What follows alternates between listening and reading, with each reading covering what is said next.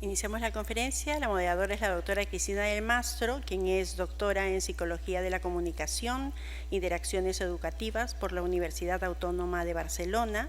Es además magíster en Política y Gestión Universitaria y cuenta con un posgrado en Educación Emocional.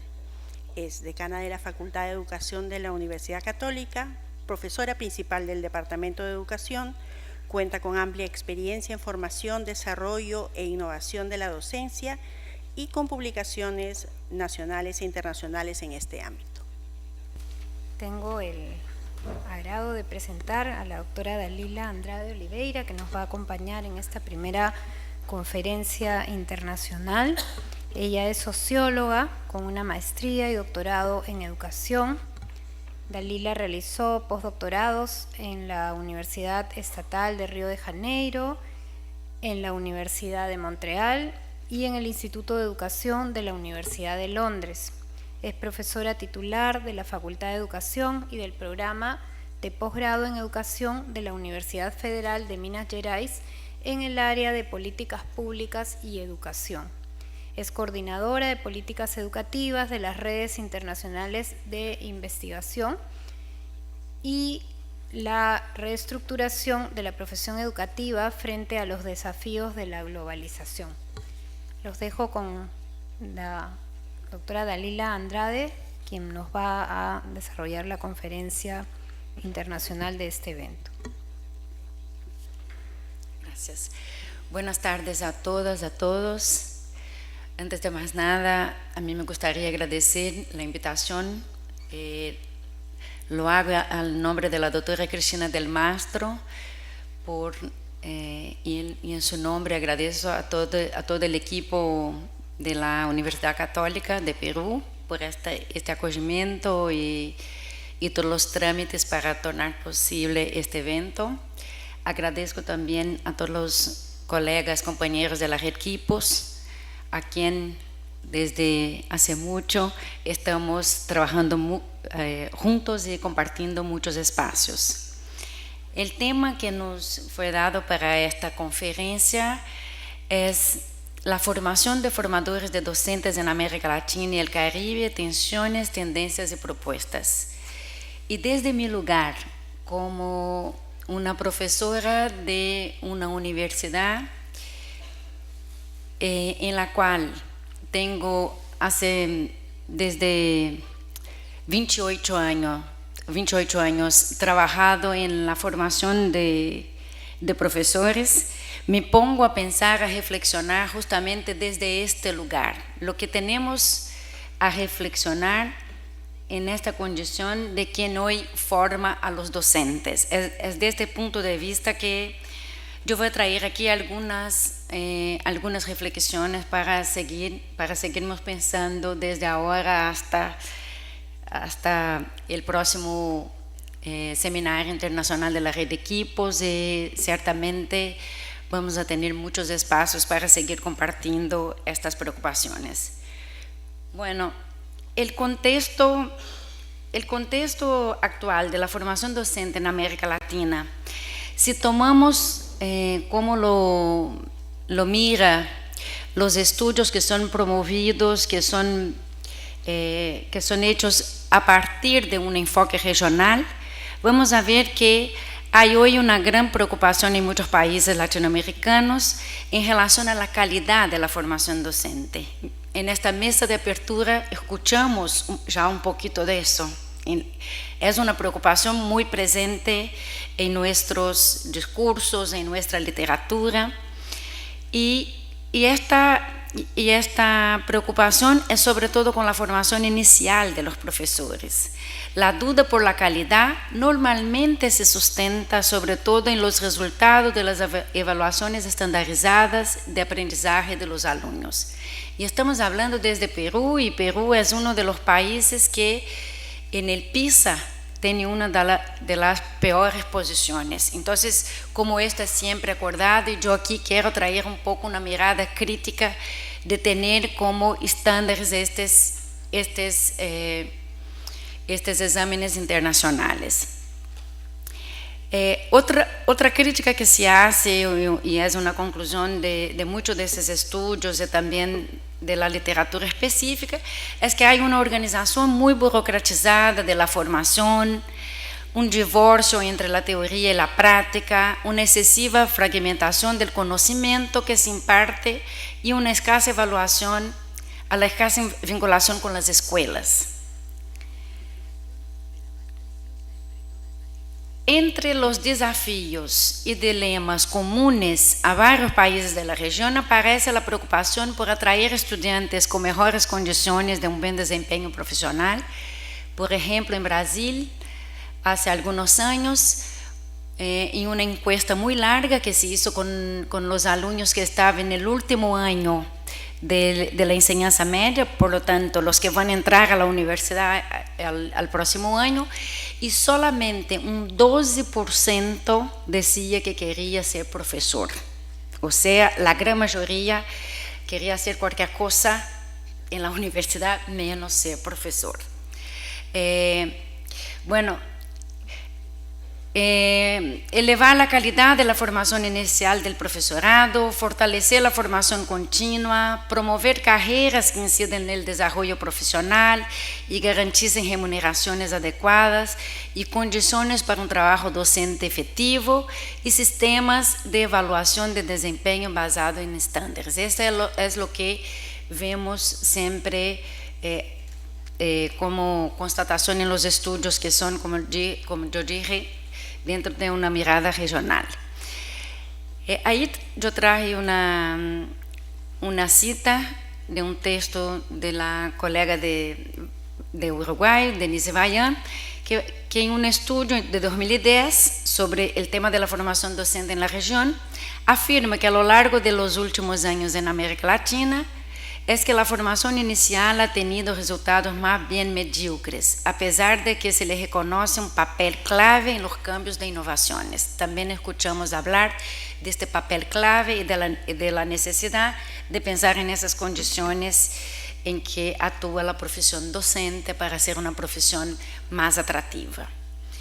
Bueno, delante de estas constataciones, yo me pongo a preguntar, ¿quién forma los docentes en América Latina y cómo son formados los docentes? ¿Podemos hablar de la formación docente en América Latina en general? ¿Podemos hacer una generalización de cómo son formados nuestros maestros? Y ahí lo que nos aparece así más de inmediato es que no, que tenemos una gran diversidad de instituciones que forman los docentes, públicas y privadas, y que hay distintas privadas y hay distintas públicas, ¿no? Que no da para decir en lo privado el docente es formado así, en el público es así. Hay una variedad que no se puede olvidar.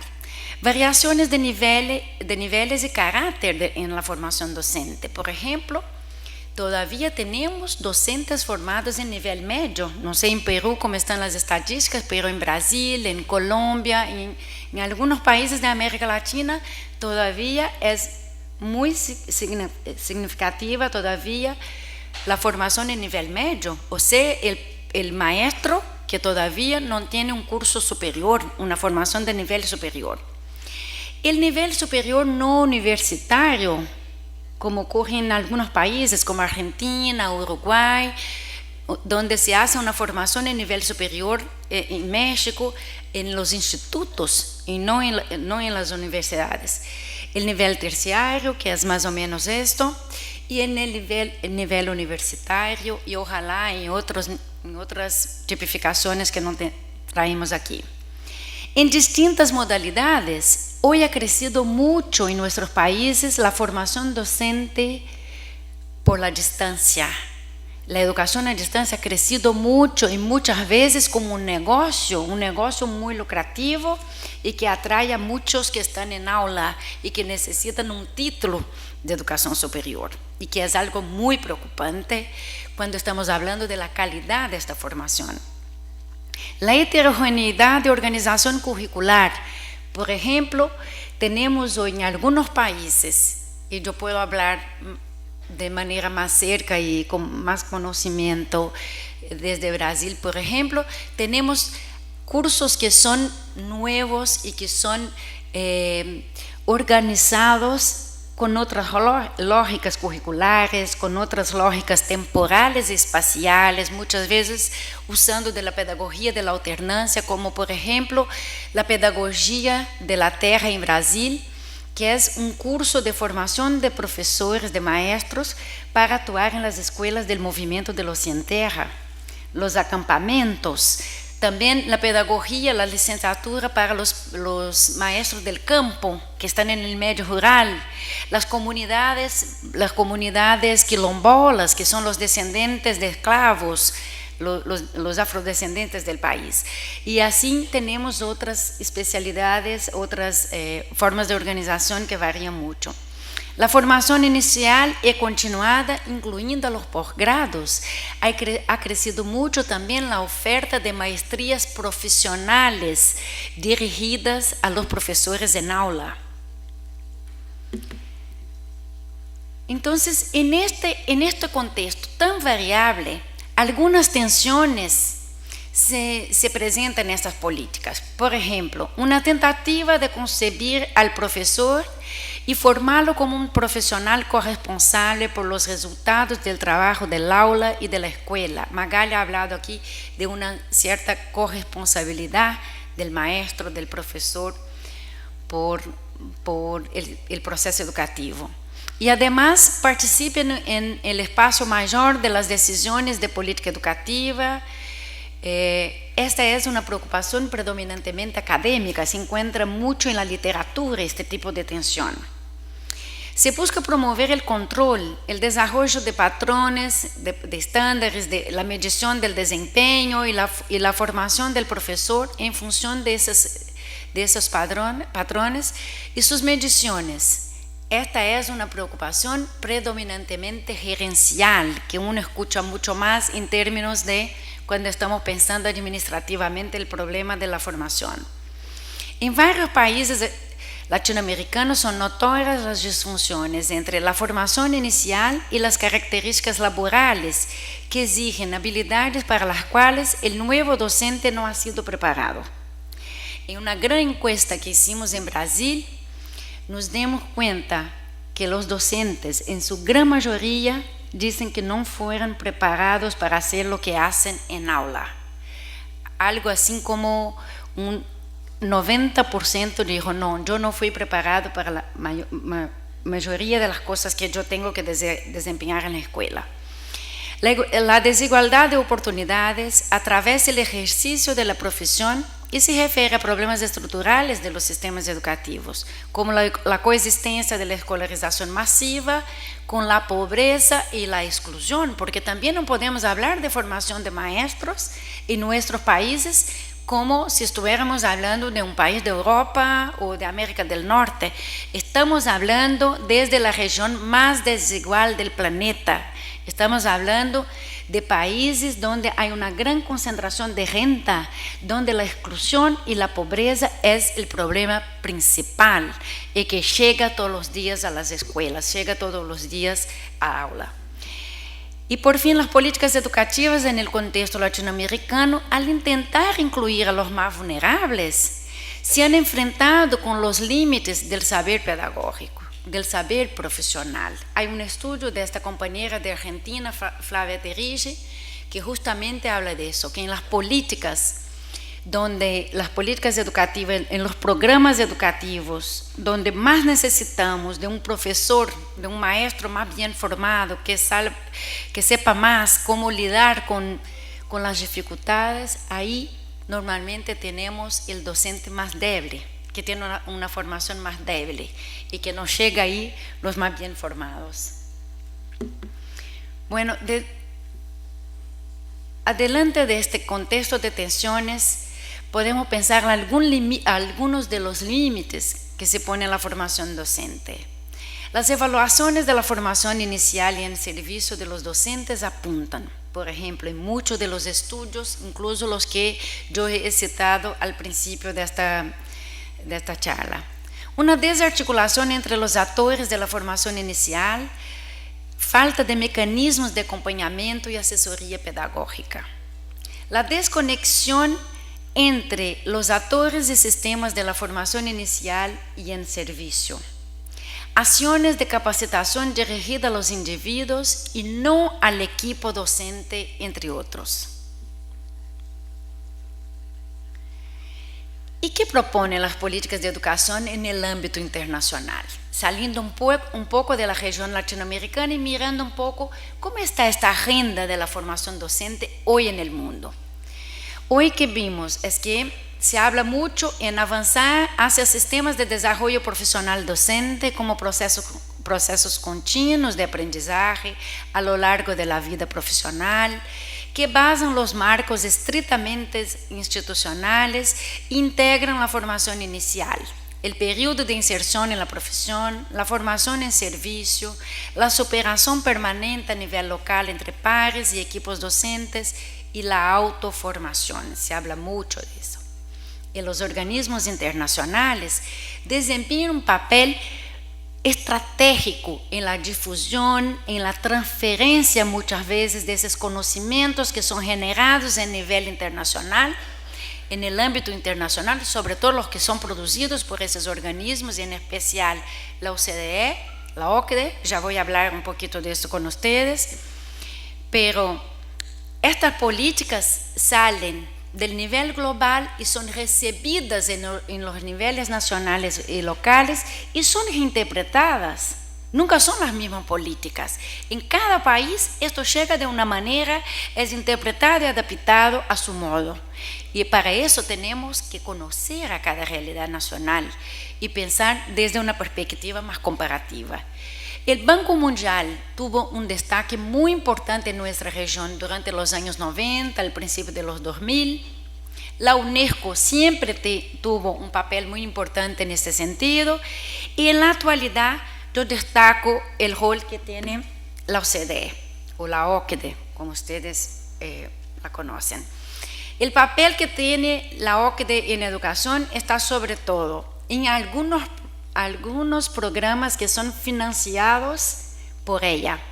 Hay un estudio muy interesante que muestra que la OCDE fue lentamente retirando de la Comisión Europea el poder de la agenda educativa, que hoy el poder de la agenda educativa mundial está mucho más en manos de la OCDE, que debería ser en su principio una organización para el desarrollo económico, pero ahora toma para ella la agenda educativa, produciendo este Education at a Glance, que es un comparativo de países a partir de lo que obtiene año a año, van actualizando este comparativo a partir de los datos que tienen por programas como el PISA, que ha empezado en 2000.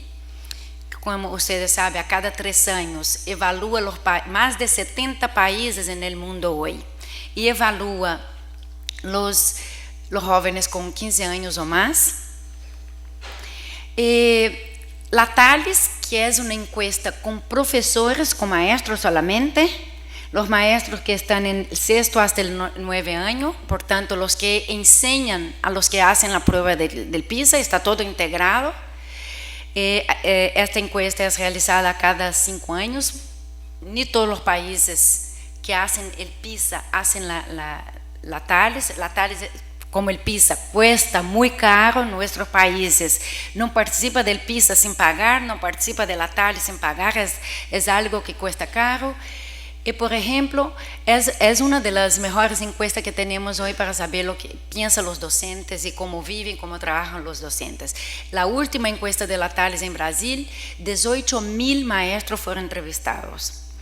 Y las cúpulas internacionales sobre la profesión docente, que tiene un eje muy ubicado en la formación docente. Estas cúpulas empezaron a ser realizadas en 2011 y desde ahí... ¿Por qué no está yendo? Es que no sé manejar muy bien esto. Es que tengo que hacer aquí también. Ahí está. 2011 fue la primera. 2012, miren que son las cúpulas promovidas por la OCDE. ¿Y quiénes participan de esas cúpulas? Los ministros de educación de los países miembros y especialistas invitados. 2011-2012 en Estados Unidos, 2013 en Holanda, 2014 en Nueva Zelanda, está todo. 2016 en Alemania, 2015 en Canadá, 2017 en Escocia, 2018 en Portugal y este año en Finlandia, 2019. Estas cúpulas son cúpulas que discuten el tema de la profesión docente en el mundo a partir de estos principios que yo ya traía, de estas preocupaciones que hoy están en el ámbito mundial, sobre todo el tema de la atractividad de la profesión docente. Bueno, y este es uno de los ejes más importantes de esas cúpulas: atractividad, formación, retención y evaluación de los docentes. Hacer la docencia una opción de carrera atractiva ha sido uno de los temas más discutidos en estas cúpulas. Reclutar, seleccionar y emplear buenos profesores. Hay mucho que discutir sobre qué son estos buenos profesores. ¿Basados en qué estándares están hablando de buenos profesores? La retención de profesores eficaces. Desarrollar conocimientos y competencias. Colocar al profesor en la centralidad del proceso. Aquí estoy traduciendo como profesor, pero ustedes puedan pensar también como maestro. Esto cambia mucho dependiendo de los países, ¿no? Como se nombra los que están en educación primaria y secundaria. Énfasis en la eficiencia, profesor eficaz, enseñanza eficaz, promover la innovación en el trabajo docente, formar profesores de alta calidad, que también es algo muy discutible. ¿De qué calidad estamos hablando cuando pensamos a la formación de los docentes? En el ámbito regional, ¿cómo esto que está siendo articulado en el nivel más amplio, en el nivel internacional, desde la OCDE, desde los países centrales de Estados Unidos, Canadá, Europa, cómo esto llega hasta aquí, hasta América Latina? Aquí tenemos algunas iniciativas. Yo voy a resaltar una, porque además con todos los cambios políticos que estamos teniendo en nuestra región, desde un giro a la derecha en algunos países que por una década, un poco más de una década, tuvieron un papel esencial en la coordinación y articulación del Mercosur. Estoy hablando de Argentina, Brasil y Uruguay sobre todo. En esta articulación que tuvieron, sobre todo el tema educativo estuvo como una estrategia importante en la agenda. El SEM, el sector educativo del Mercosur, ha promovido algunos estudios, ha financiado incluso a partir de algunos programas, y este PASEM fue uno de estos programas, estudios que pensaban justamente el tema de una integración de una agenda educativa para los países de América del Sur. Para los países del Mercosur, sobre todo, pero pensando desde una integración Sudamérica o latinoamericana. Entonces, en el marco de este plan estratégico del sector educativo del Mercosur, fueron desarrollados estos estudios que buscaron establecer vínculos más sólidos entre la investigación académica y los espacios gubernamentales de formulación de políticas públicas en los países de la región, con el objetivo de auxiliar nuevos diseños y políticas de formación docente en una perspectiva de integración regional. Desde ahí, yo voy a destacar este estudio. No da para mirar bien, pero esa es una tapa de un libro, es que es blanca, así que yo no soy muy eficaz, sobre todo para hacer los PowerPoint. Pero este es un libro que está en internet, se puede cargarlo desde la página de la UNESCO y de varios, de la OEI. Y es un estudio sobre los criterios de calidad y mejora de la formación docente del Mercosur, donde hicimos un trabajo comparativo sobre la formación docente en estos países: Argentina, Brasil, Paraguay y Uruguay. Y yo coordiné el estudio de Brasil. Este estudio internacional fue coordinado por una compañera de Argentina, la profesora Alejandra Virgin, y nosotros seguimos después de este libro, después de este estudio que ha terminado en final de 2013, entramos otra vez más con un proyecto de continuación de este estudio. Agregamos, además de estos 4 países, a Colombia, y terminamos el informe en 2017. Ahí ya no más como PASEN, sino como NEIES, que es un núcleo de educación superior vinculado al Ministerio de Educación de Argentina. Así que este estudio que voy a mostrar ahora muy rápidamente, para no tomarles mucho tiempo, es resultado de este primer estudio que fue elaborado para el PASEN y que a mí me pareciera interesante traerlo aquí, porque desde la red de equipos podemos pensar a partir de ese ejemplo, cómo es posible estar compartiendo estudios comparados desde cada uno, desde sus países, cada equipo con sus expertises nacionales. Esto fue una experiencia muy rica en este sentido. Entonces, por ejemplo, para confirmar lo que yo había dicho en las primeras, me ha mejorado mucho el sonido. Para ustedes también, porque estaba retornando, ¿sí? ¿Está bien? Bueno, entonces lo que yo ya había dicho en las primeras pantallas. Por ejemplo, Argentina tiene cerca de 900.000 maestros profesores, siendo que solo 7% no tiene formación adecuada. Cuando comparamos esto con Brasil, ustedes van a ver que cambian mucho los números. La formación docente se da en tipos de instituciones de nivel superior variados, en los institutos, en nivel medio, en las universidades, y sobre todo la institución responsable por la formación docente en Argentina es un instituto, el Instituto Nacional de Formación Docente. Así muy rápidamente, quien quiere conocer el estudio ya sabe dónde buscar el libro. En Brasil los números ya son otros, en cantidad, pero también en variedad de cómo se hace. Argentina tiene un sistema mucho más estructurado, muy mejor estructurado. Entre Brasil y Argentina tenemos diferencias en términos educativos muy grandes. Por ejemplo, la enseñanza primaria en Argentina fue universalizada en el gobierno Perón, en los años 50. Brasil solo ha logrado universalizar la enseñanza primaria, los 5 primeros años de la educación primaria, 50 años después, en 1997. Entonces, así que tenemos desfasajes muy grandes entre países que son grandes y que tienen historias muy parecidas. En Brasil tenemos 2.600.000 docentes en aula en educación básica, en infantil, primaria y secundaria. Mitad de la población de Costa Rica, ¿no? Son los profesores de Brasil.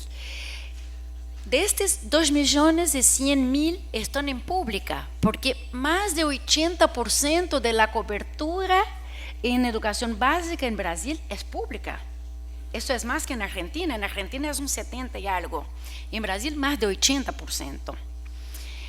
La formación inicial en Brasil también puede ser en facultades, en institutos, en universidades, pero hay que observar que 75% de los docentes de Brasil son formados en instituciones privadas de muy baja calidad. No estoy hablando de las pontificias universidades católicas de Brasil, que son buenísimas. Estoy hablando de facultades aisladas que forman a docentes que trabajan todo el día y que van ahí a la noche y que tienen un currículo muy banalizado muchas veces y que se cobra caro, ¿no?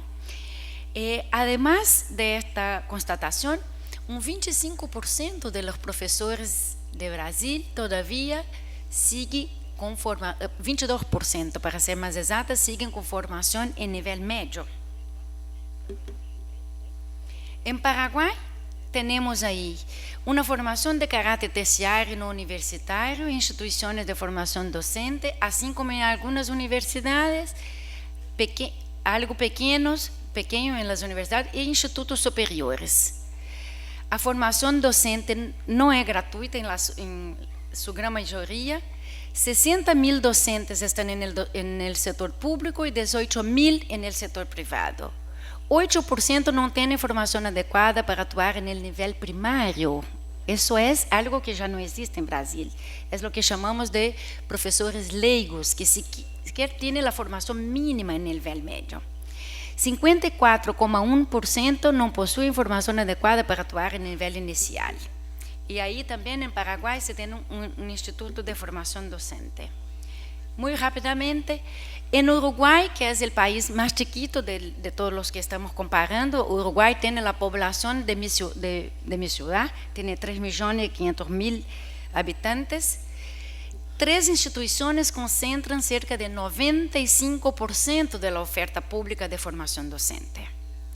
41.000 docentes, 2.800 centros de enseñanzas en el sector público. 100% están habilitados para actuar en nivel primario.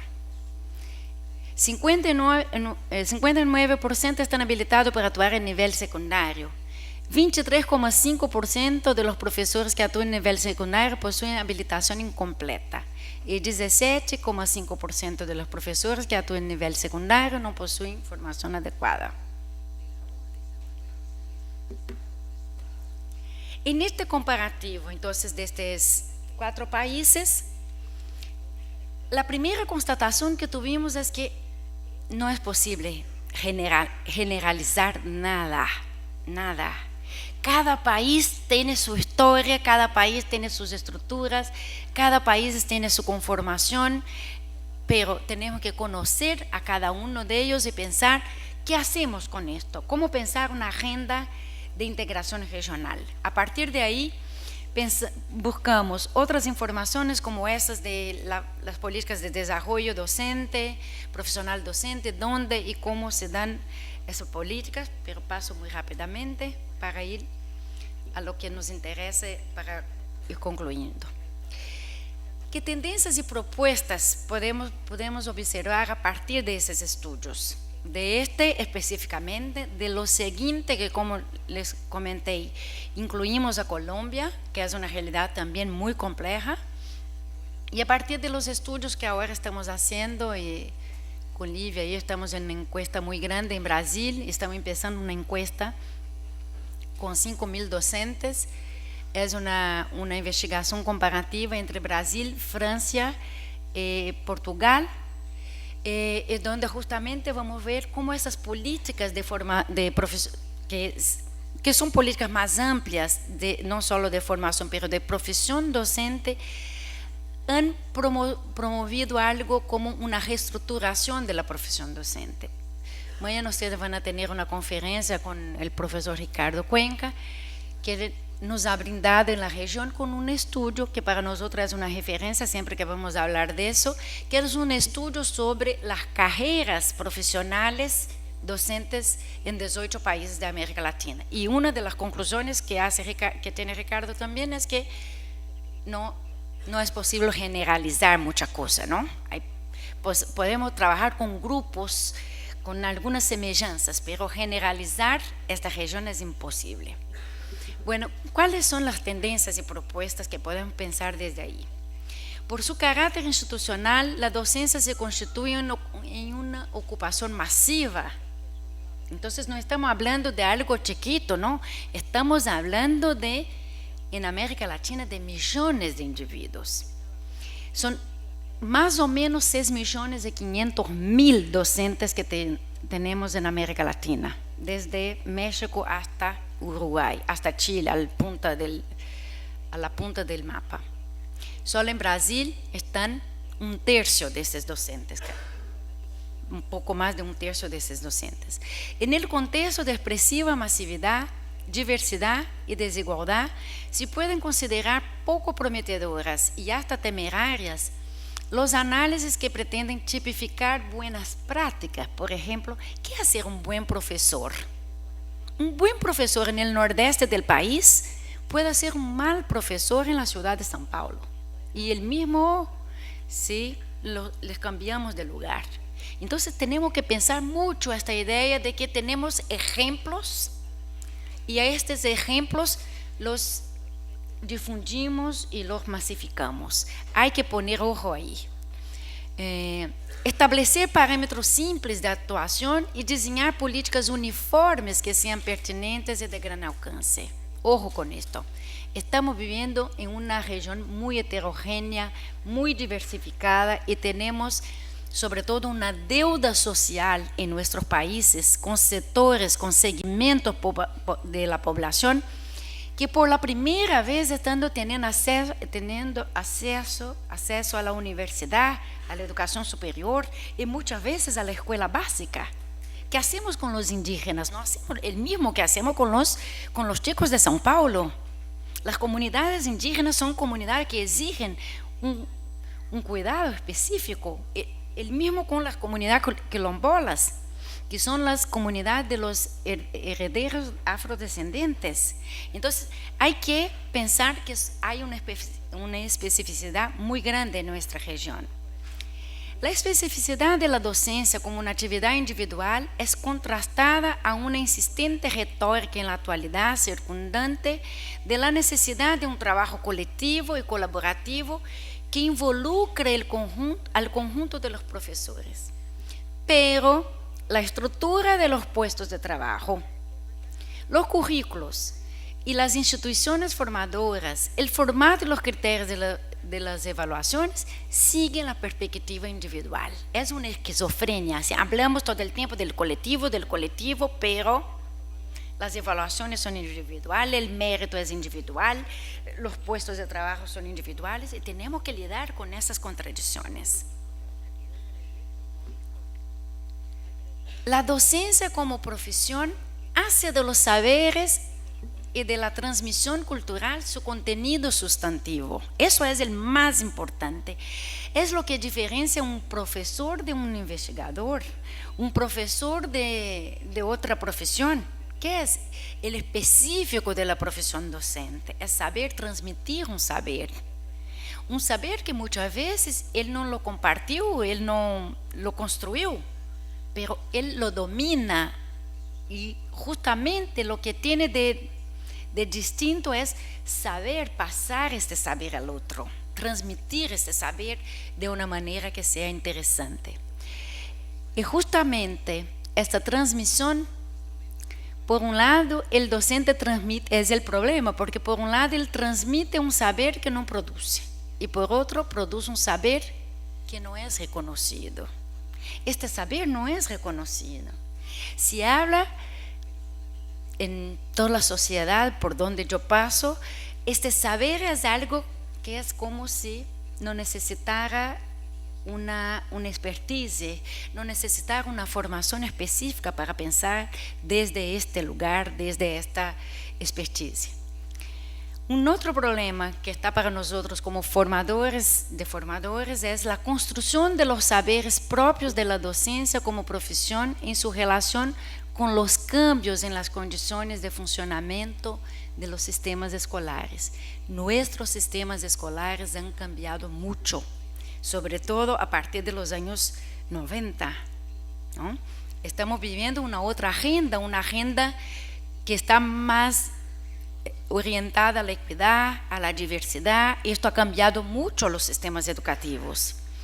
Se ve interpelada permanentemente nuestros sistemas educativos por las transformaciones sociohistóricas. Ya no hablamos de sexualidad de la misma manera en la escuela, ya no hablamos del color de piel de la misma manera, ya no hablamos de muchos de temas de la manera como fuimos educados. Ha cambiado mucho la escuela, ha cambiado los sujetos y han cambiado los procesos.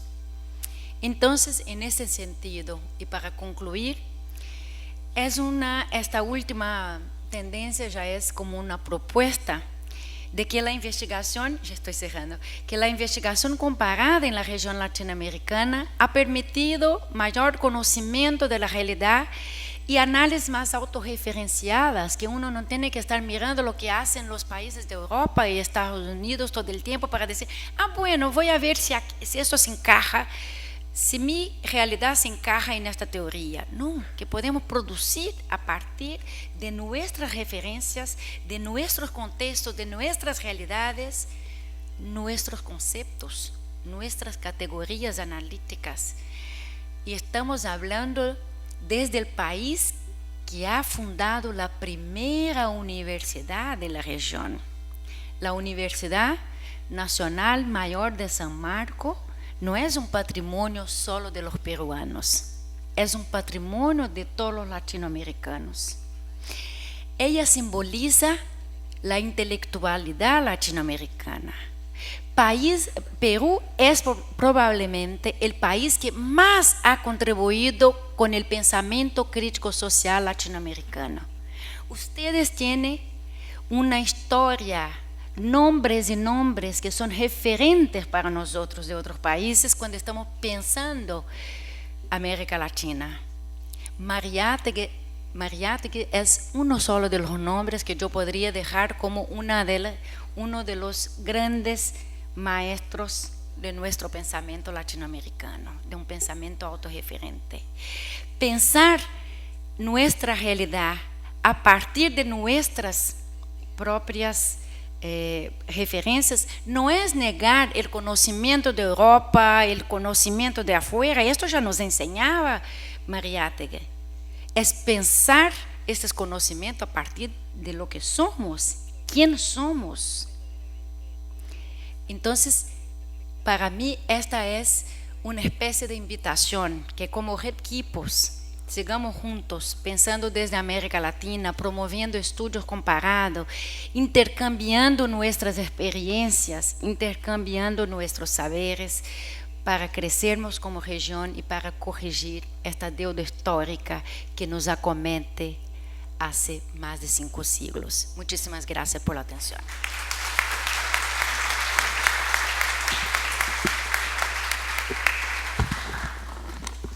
Bien, agradecemos a Dalila por su excelente análisis y también por el excelente manejo del tiempo, que realmente no... Bien, recordando algunos puntos que ella ha trabajado y que nos ha hecho reflexionar, pensar que en nuestra región existe la preocupación por hacer de la profesión docente una profesión más atractiva. Nos decía ella que en un estudio que ha realizado solamente el 12%, ¿no?, quiere ser profesor en Brasil, y eso pues nos interpela partiendo de la necesidad y del reconocimiento de que el docente es un factor clave para el desarrollo educativo y de la ciudadanía, y sabiendo que nuestros jóvenes no se inclinan por esta carrera, ¿cómo hacerla más atractiva? El tema de la formación, el tema de la carrera docente ya en la etapa profesional, mejorar las remuneraciones y las condiciones, y también la evaluación, ¿no? Todos estos son como temas pendientes. También este estudio de Bayán, que nos afirma de que la formación inicial docente en nuestra región tiene resultados mediocres, ¿no? La palabra como que nos asusta un poco y nos interpela, pero creo que es necesario considerarlo para poder asumir la responsabilidad que tenemos en torno a esta mediocridad. ¿Quién forma a los docentes de América Latina? ¿Cómo es esta formación? Son preguntas que también es necesario plantearnos, pero Dalila nos responde en el sentido de que no hay una respuesta única, sino una diversidad, ¿no? Tenemos tanto ofertas públicas como privadas, también digamos esta realidad heterogénea en cuanto a las calificaciones de los maestros. Tenemos desde maestros que solamente cuentan con educación secundaria hasta maestros formados en instituciones públicas, privadas, de muy variado nivel de calidad, tanto a nivel de institutos superiores pedagógicos como universidades. Educación a distancia también de baja calidad. Sabemos que también podría ser una alternativa, pero muchas veces el tema comercial es el prioritario y no el tema realmente de la preocupación por una oferta de formación docente de calidad. Nos hablaba de tensiones, ¿no? En el sentido de que se asume o no que un profesor es un profesional. También el tema del excesivo control a través de estándares, de patrones, de la medición con un enfoque gerencial, muchas veces con propuestas que vienen de organismos internacionales que nos presionan y nos hacen pensar que si no estamos a la altura de estos estándares, pues estamos fuera del sistema. Y en fin, ¿no? Toda una serie de desigualdades. También nos ha señalado esta desarticulación entre los actores de la formación inicial y la continua, la falta de preocupación por formar a las personas que acompañan y asesoran, a los profesores en servicios, toda una crítica a todo el tema de la OCDE, ¿no? PISA, TALIS, en fin, todas estas condiciones internacionales en las que nos vemos sumergidos, y también un poco el pararnos y ponernos a pensar si realmente estos parámetros de medición son los que corresponden a nuestros contextos y a nuestras realidades, y cuáles son aquellos retos y aquellas necesidades de nuestra región. Creo que el libro y los estudios que ella nos ha compartido también arrojan esta heterogeneidad, y que no podemos hablar de una realidad única en nuestros países, pero sí ella nos anima, creo que compartimos con ella esta invitación a poder generar un conocimiento desde nuestras realidades y recuperar, diríamos, esa misión docente de los saberes y la transmisión cultural, pero no solamente quedarnos en una transmisión de saberes creados fuera de nosotros, sino como colectivo docente latinoamericano, poder compartir nuestras historias, poder compartir nuestras experiencias y crear un conocimiento y retos más ajustados a nuestros contextos y a nuestras realidades, ¿no? Ella nos anima a pensar desde nuestra realidad, pensar en lo que somos, quién somos y hacia dónde queremos ir como región, a producir teoría y conocimiento pedagógico a partir de nuestras experiencias y nuestra realidad, y a generar también este pensamiento crítico social de la realidad educativa, y poder a partir de esta reflexión y este conocimiento desde lo que puede ser la realidad de cada país, pero también el enriquecimiento de poder compartir nuestras realidades, poder ir generando una mejora y una respuesta que contribuya a esta deuda social que tenemos, y la educación como un medio que pueda permitirnos esta mejora continua de nuestras sociedades. Le agradecemos mucho a Dalila y quedamos pendientes, la volvemos a aplaudir y esperamos sus preguntas alrededor de los temas que ella nos ha presentado.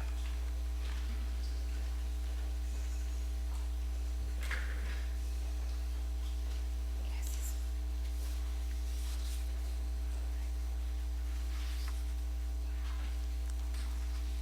¿Las preguntas? ¿Sí? Bien.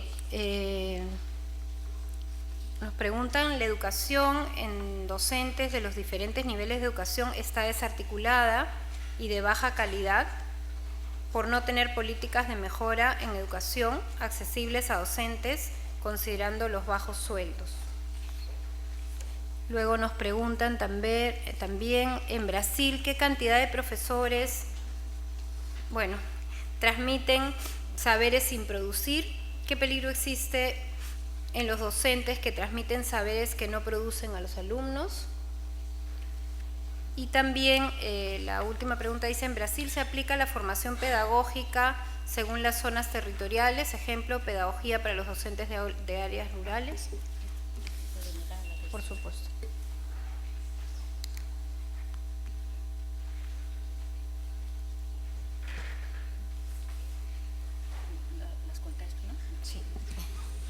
Bueno, muchas gracias por las preguntas, los comentarios.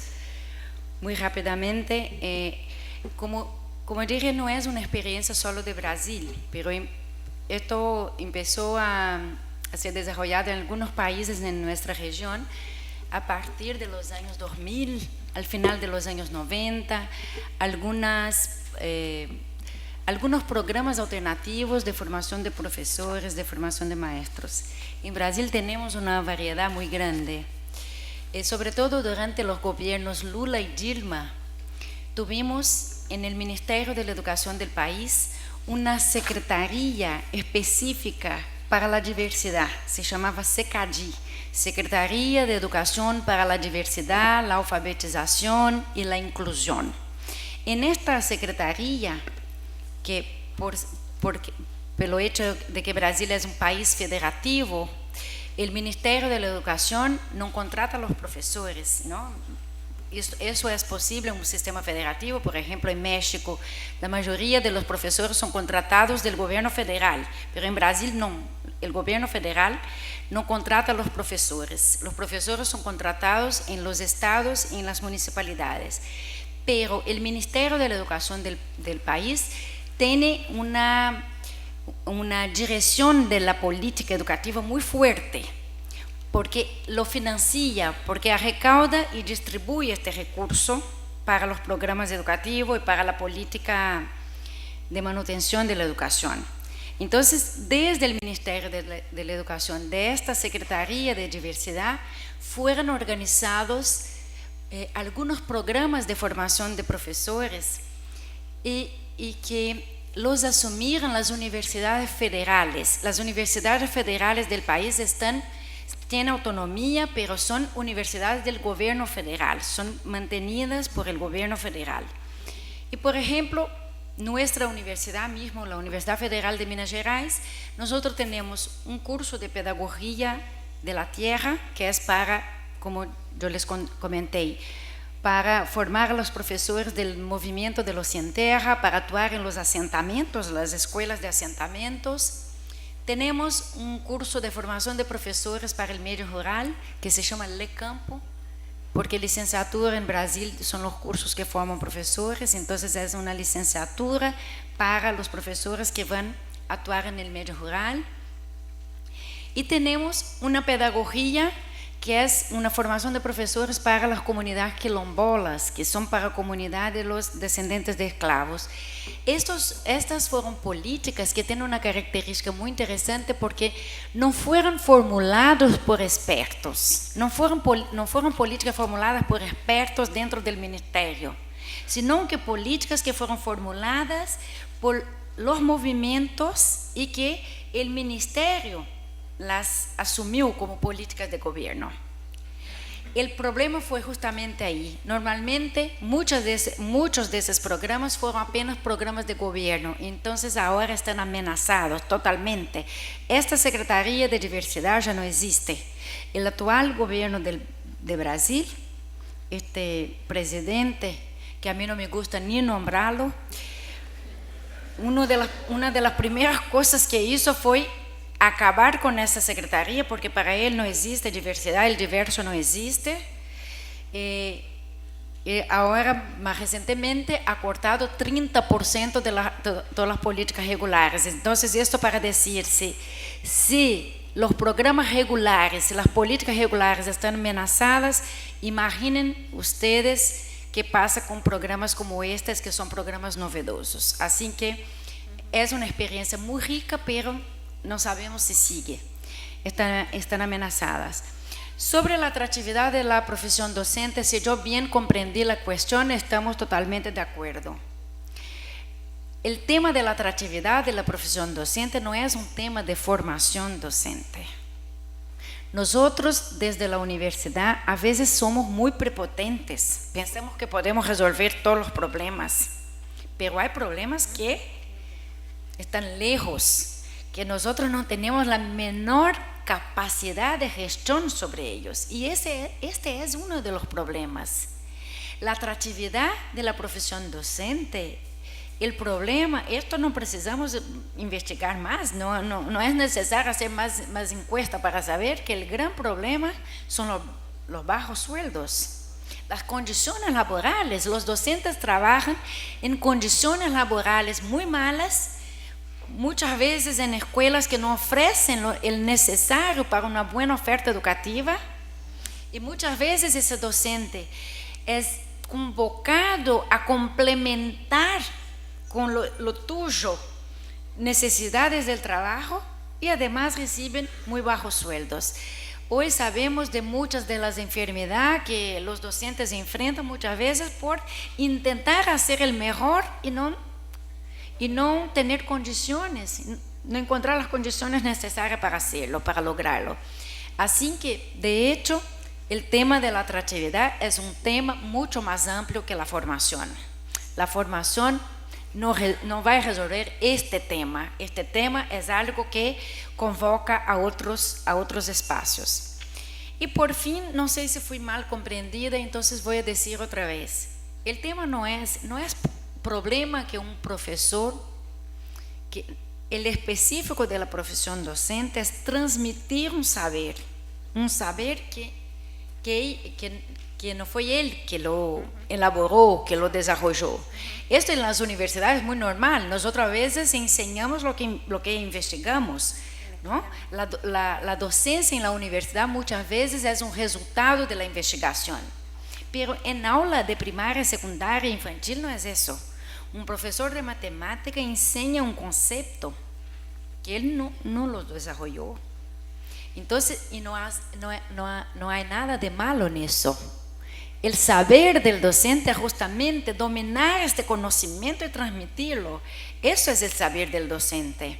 Es por ahí que el docente debe ser evaluado y no por los estándares del desempeño de los alumnos, porque sabemos que una cosa es enseñar, otra cosa es lo que el otro aprende de lo que estamos hablando, de lo que estamos haciendo.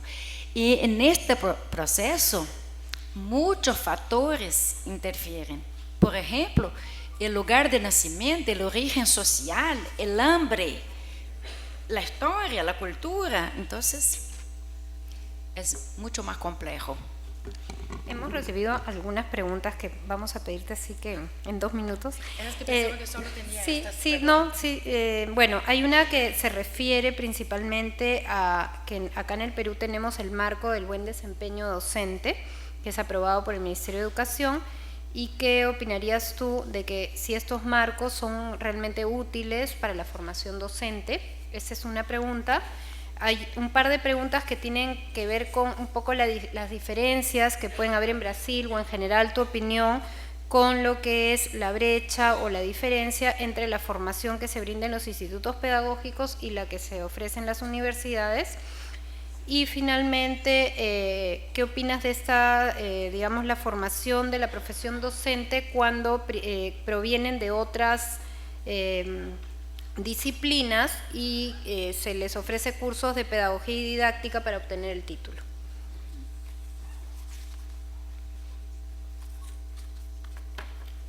Entonces, muy rápidamente.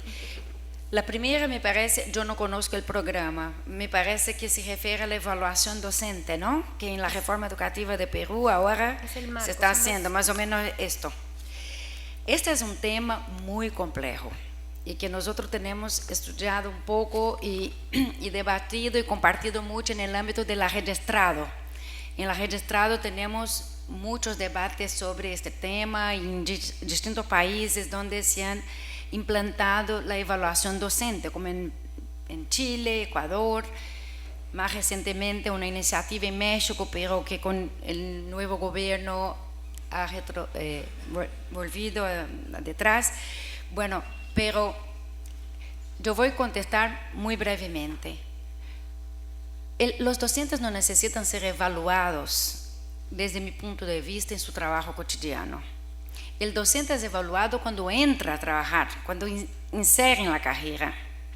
Un docente bien pagado, un docente que encuentra las condiciones necesarias para trabajar, en general es un docente productivo al final. Entonces, me parece que este tema de la evaluación docente ha un poco que desviado el foco de dónde están los problemas reales de la calidad educativa, de los problemas del desempeño en las escuelas, y están poniendo este foco en otra cosa, que es evaluar a los docentes. Este verdadero surto que estamos viviendo en las políticas educativas, en temas de evaluación, es algo muy reciente en términos históricos. Esto empezó en los años 90. Esta necesidad de estar evaluando es algo que tenemos que preguntar: ¿para qué tanto se evalúa? ¿Para qué tanto se evalúan los alumnos? ¿Para qué tanto se evalúan los profesores? ¿Sabe que en Brasil ya tenemos encuestas que muestran que buena parte de los días de enseñanza son perdidos por la cantidad de testes que hacen nuestros alumnos? Porque como es un país federativo, tenemos exámenes nacionales, exámenes estaduales y exámenes municipales. Entonces, hay que pensar un otro dato interesante de Brasil. Brasil gasta más con evaluación de los estudiantes de que con algo que se llama MDE, que es mantenimiento de las escuelas. Eso es algo gravísimo. El presupuesto de la evaluación es más grande hoy que el presupuesto para mantener las escuelas. Esto tiene varias razones y nosotros necesitaríamos estar aquí algunos días para hablar solo de este tema, porque es un tema. Pero entre otras razones es que hay una empresa, una verdadera empresa por detrás de las evaluaciones. Hay mucha gente y empresas, de hecho, empresas multinacionales como la Pearson, que hoy es la empresa que aplica el PISA, que son multinacionales, que están lucrando mucha plata de países muy pobres, están lucrando, están retirando esta plata de gobiernos que podrían estar destinando esta plata a mejorar su educación, pues están retirando para, en vez de mejorar la educación, evaluar la educación. Entonces, para mí, la evaluación de los docentes es algo que un gobierno debería dejar para el último lugar, después de todas las tentativas ahí. Entonces, bueno, vamos a evaluar los docentes.